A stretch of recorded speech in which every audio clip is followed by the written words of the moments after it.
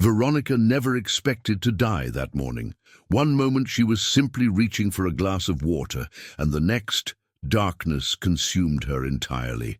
But death wasn't the end. It was only the beginning. From above, she could see her lifeless body as she was drawn into an abyss, surrounded by whispers that seemed to torment her. Just when fear began to overwhelm her, a blinding light shattered the darkness, and there, standing before her, was Jesus. What he revealed next, about the future and the mark, would change everything. If you haven't subscribed to the channel yet, take a moment to subscribe now. Many people who watch our videos aren't subscribed, and you could be missing out on transformative and impactful spiritual content. Subscribe now to make sure you don't miss anything that could change your life and your faith. For most of my life, I never imagined I would be writing these words. My name is Veronica, and I once lived a life of quiet devotion, far removed from the chaos of the world. I had given myself entirely to God, taking my vows as a nun at a young age. My days were filled with prayer, service, and solitude, seeking only to grow closer to Christ. The world outside the convent moved at a frantic pace, but I was content in my calling, to help the poor, care for the sick, and intercede for those who had lost their way. I never questioned my purpose. I trusted that God had placed me exactly where I needed to be, guiding my steps. My life wasn't one of grandeur or recognition, but I found peace in simplicity. The worries of the world, money, ambition, power, meant nothing to me. My only concern was faith. But what happened to me? That changed everything. If someone had told me that one day I would die and return with a message of urgency, I would have dismissed it. I had read accounts of near-death experiences, but they always seemed distant, like stories meant for others, not for me. And yet, on that cold morning, I faced the unimaginable. It began with a weakness I couldn't explain. For days, I had felt tired, my limbs heavy, my breath short. I ignored it, assuming it was just exhaustion from fasting and long hours of prayer. I had lived a disciplined life, often pushing my body beyond its limits in devotion to God. I believed He would sustain me, as He always had. That morning, I awoke before dawn, as I had done every day for years. The rain tapped softly against my small window, the air inside my room damp and cold. I reached for my Bible, but my hands trembled, a strange numbness spreading through my fingers. I shook it off and stood, but my leg felt unsteady beneath me. Something was wrong. I told myself I just needed water, a moment to gather my strength. But as I reached for the glass on my bedside table, my vision blurred, the room tilted, my chest tightened, as if a great weight pressed down on me. My breath came in short, desperate gasps. The glass slipped from my grasp, shattering against the floor. Then, the world around me began to fade. I tried to steady myself, gripping the edge of the wooden table, but my legs gave out. The last thing I remember was the cold floor meeting my body, the distant sound of footsteps rushing toward my door, and a muffled voice calling my name. Then, nothing. Darkness. At that moment, my life as I knew it ended. But my journey was only just beginning. The silence that followed was unlike anything I had ever known. It wasn't just an absence of sound. It was an absence of everything. No pain, no breath, no weight, just stillness. For a moment, I thought I was dreaming, trapped in that strange place between sleep and waking. But as my senses returned, I realized the truth. I was no longer in my body. I could see myself lying on the cold stone floor of my room, my robes pulled around me, my skin pale, my lips slightly parted as if I had tried to speak before I fell. My chest didn't rise or fall. I was utterly still. Then, I heard it. The frantic voice of my neighbor, Elena. "Oh, dear Lord, please, someone help!" she cried, her voice thick with panic.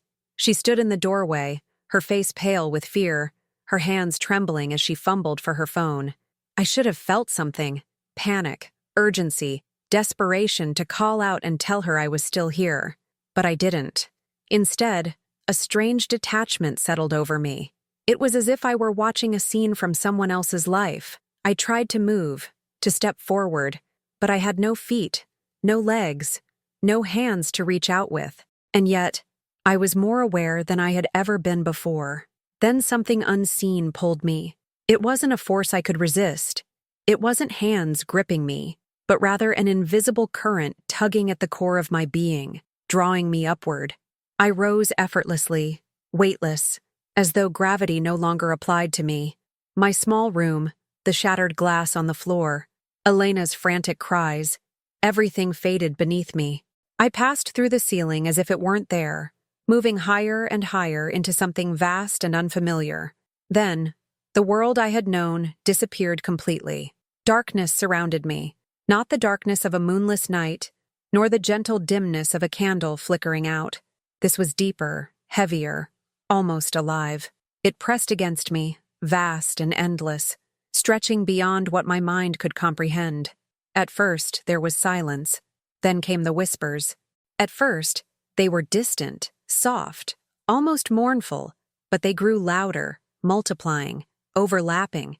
The voices were filled with sorrow, regret, and something far worse, despair. Some cried out in pain, others pleaded, some raged in fury. I tried to turn to see where the voices were coming from, but I had no sense of direction. I was suspended in the void, a soul without a body, a mind without a form. A terrible realization settled in me. Was this hell? Was I being judged? I had spent my life in service to God, in prayer and devotion, and yet I had never been perfect. I had doubted. I had questioned. I had failed. Was that why I was here? Was I being condemned? The thought sent a ripple of fear through me, and as if in response, the voices grew more urgent. The darkness around me deepened, thickening like a storm gathering its strength. I wanted to cry out, but I had no mouth. I wanted to run, but I had no feet. Then, from the depths of the void, something moved. It wasn't a person. It wasn't even a shape. It was a presence, immense, overwhelming, and suffocating. I could feel it watching me, though I could see nothing. The whispers turned into wails. Terror gripped me. Dear God, help me. And then I saw it. A light. It was faint at first, no larger than a distant star, but it pierced through the darkness with an intensity that made the shadows recoil. The moment I saw it, the voices faltered. The suffocating presence hesitated. The light began to grow, expanding outward, spilling warmth over me like a wave of golden fire. The darkness screamed. I felt something breaking, as though unseen chains had been wrapped around me and were now snapping apart. The light drew closer, and I knew I was not alone. Someone, was coming for me. In that moment, I understood. I was being rescued. The light engulfed me, burning away the shadows that had threatened to consume me. Warmth unlike anything I had ever known washed over me, filling every part of my being. The sorrowful whispers faded, replaced by a profound stillness. Then, I saw him. At first, he was only a figure in the distance, standing at the center of the radiant glow. As he drew closer, I felt something indescribable, an overwhelming presence that was both powerful and tender. His very being exuded love, sorrow, and something else. Urgency. Jesus. The moment I saw him, I knew. Every fiber of my existence recognized him, not just as a man, not just as a teacher, but as the Alpha and the Omega, the living God. His eyes, deep and piercing, held the weight of eternity, and yet they were filled with compassion. As he looked at me, I fell to my knees, not because I chose to, but because I could do nothing else. In his presence, all I had ever known paled in comparison. My past, my prayers, my sacrifices, they all seemed like a mere whisper in the wind before the vastness of his glory. For what felt like an eternity, I could not speak, but I didn't need to. He knew everything. Finally, he extended his hand. His voice was both gentle and unshakable, resonating deep within me. You must see. At his words, the light around us shifted. The warmth dimmed, and suddenly I was no longer standing before him. I was somewhere else. A city stretched before me, vast and gleaming, filled with towering buildings, blinking lights, and people moving about in eerie synchronization. Everything was ordered, efficient, and controlled. I looked closer. At first it seemed peaceful, but then I noticed the subtle details, the way the people walked, their faces devoid of joy, their movements mechanical. It was as if something vital had been stripped from them. Then, I saw the mark. A small insignia, barely noticeable, either on the right hand or the forehead. It was everywhere. On billboards, on digital screens, on the glowing kiosks where people scanned their hands to enter buildings, buy food, or access transportation. No one questioned it. No one resisted. The realization hit me like a wave of ice. This was not just some political system or economic program. This was something far, far deeper. The mark was not forced on people. They took it willingly. They embraced it. And in doing so, they had given up something precious, something eternal. Jesus' voice resonated within me again, sorrowful, yet firm. They will be told they have no choice, but I will provide. His words settled over me like a weight.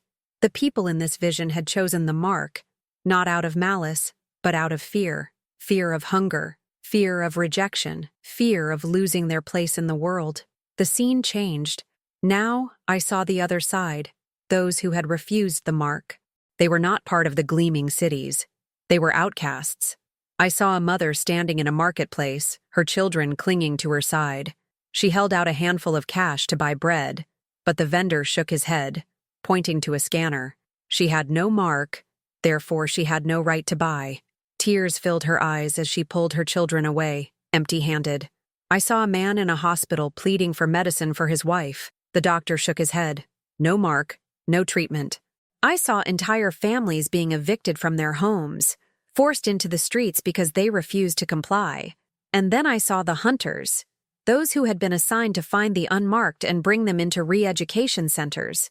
They weren't soldiers. They were neighbors, friends, even family members. The world had turned against them. Society called them dangerous extremists, enemies of progress. It was not merely persecution. It was a total rejection of their right to exist. Then, the vision shifted once more. I saw those who had taken the mark. At first, they seemed unchanged. But then I looked into their eyes. They were empty. At first, it was subtle. A dullness, a lack of light. But as time passed, they became hollow. Their emotions faded. Their love for their families disappeared. I saw a woman who had once held her infant child with tenderness, now turn away as if the baby were nothing. I saw a husband reject his wife, who had refused the mark, as though she were a stranger. They had surrendered something far greater than their freedom. They had surrendered their souls. The vision dissolved, and I found myself standing before Jesus once more. My heart was pounding, tears burning my eyes. I wanted to beg him to undo it, to stop it from happening, to change what I had seen. But he only looked at me with sorrow. "It has already begun," he said. I opened my mouth to protest, but he raised his hand. "Tell them." His voice was like thunder, yet filled with love. "Warn them. The time is short." I could barely speak. "But how will they survive without the mark?" His gaze softened.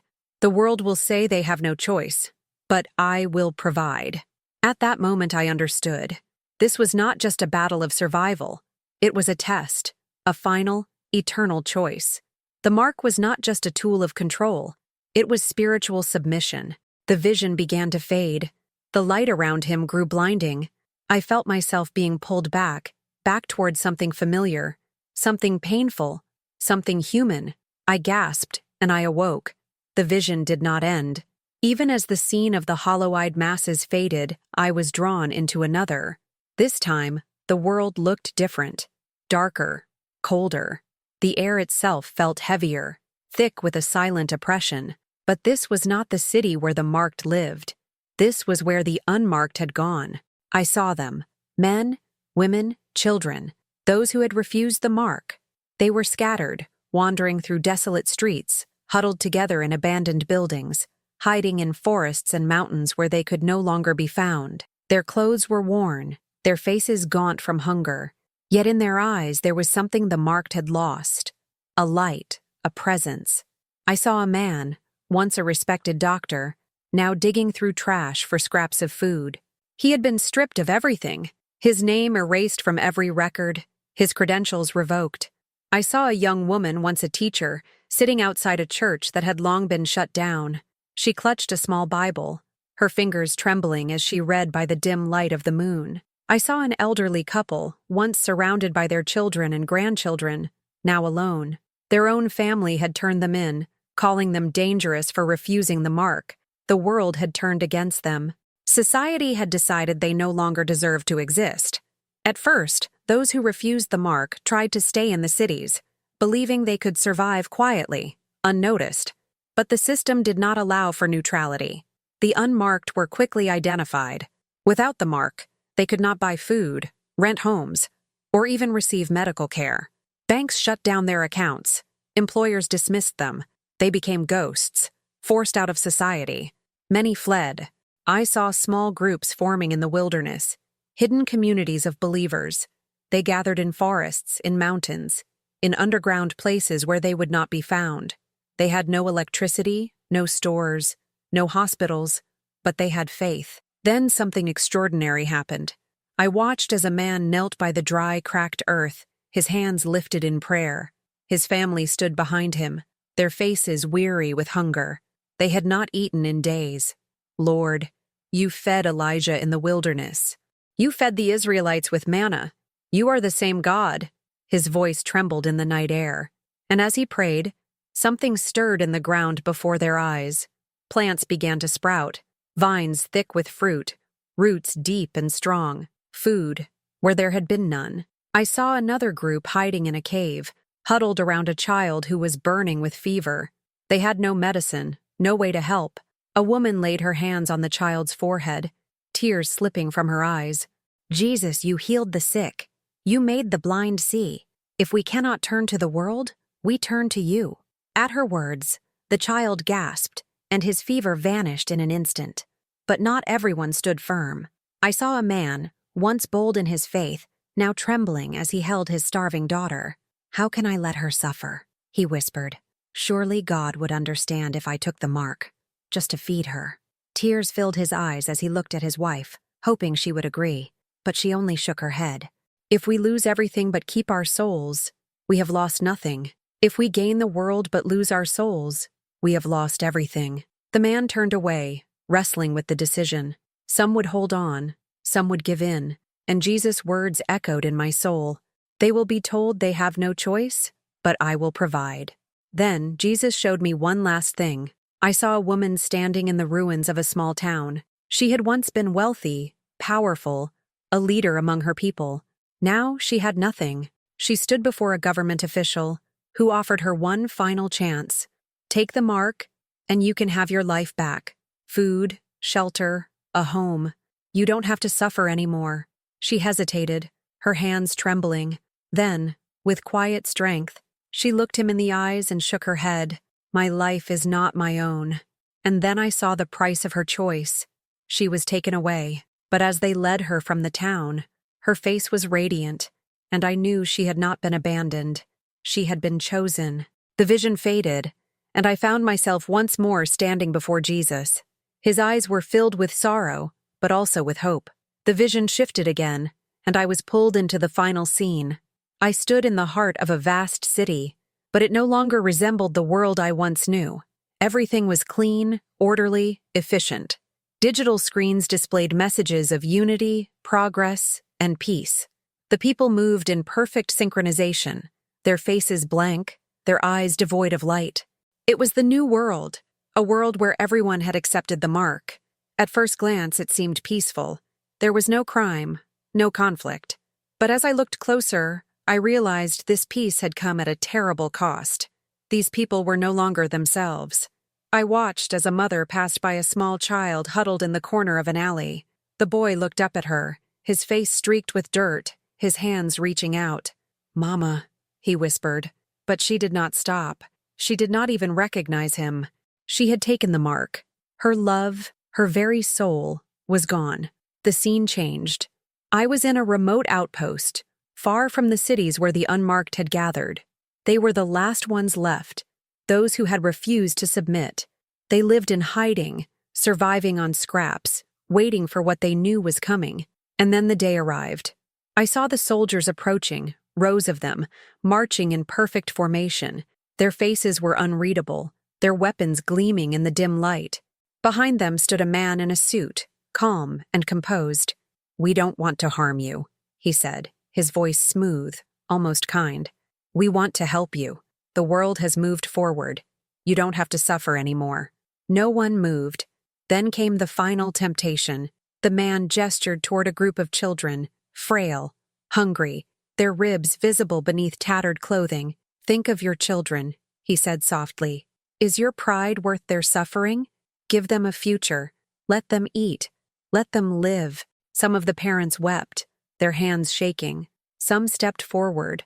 A woman, holding a starving baby, sobbed as she whispered, "Forgive me," and she took the mark. Her husband reached for her, but the moment she accepted it, something in her changed. She turned away from him, her eyes suddenly cold. She no longer saw him, she no longer cared, but there were others, those who refused. They stood together, weary but unshaken, their hands clasped in silent prayer. One man, his face gaunt from hunger, stepped forward, not to surrender, but to speak. "You cannot take what belongs to God," he said. "We have already made our choice." The man in the suit sighed. "So be it." The soldiers raised their weapons, and then the sky split open. A light unlike anything I had ever seen poured down, brighter than the sun, brighter than life itself. The soldiers staggered, shielding their eyes, but the unmarked stood tall, their faces illuminated, their burdens lifted. Jesus had come, the vision shattered. A force stronger than anything I had ever known pulled me backward, dragging me through layers of light and darkness. I felt as if I were falling, tumbling through eternity, rushing back toward something familiar, something heavy. Then, pain. A sharp gasp tore through my lungs as air rushed into my chest. My limbs ached. My frail human body was once again mine. I was back.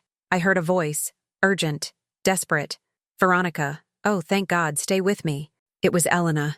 Her hands gripped mine, her face streaked with tears.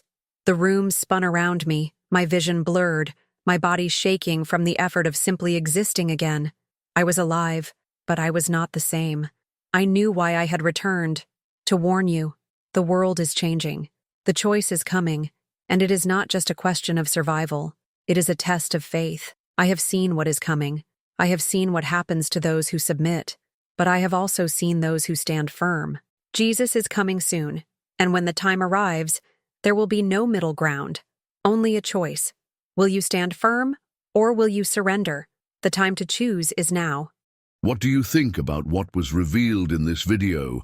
Are you prepared for the choice that is coming? Share your thoughts in the comments below, and let's talk about what you think of this deep vision. Don't forget to subscribe to the channel and activate notifications so you'll be alerted whenever a new transformative video is released. Now, click on the recommended video that will appear on the screen and continue your faith journey with us. Until next time, and may God bless your life.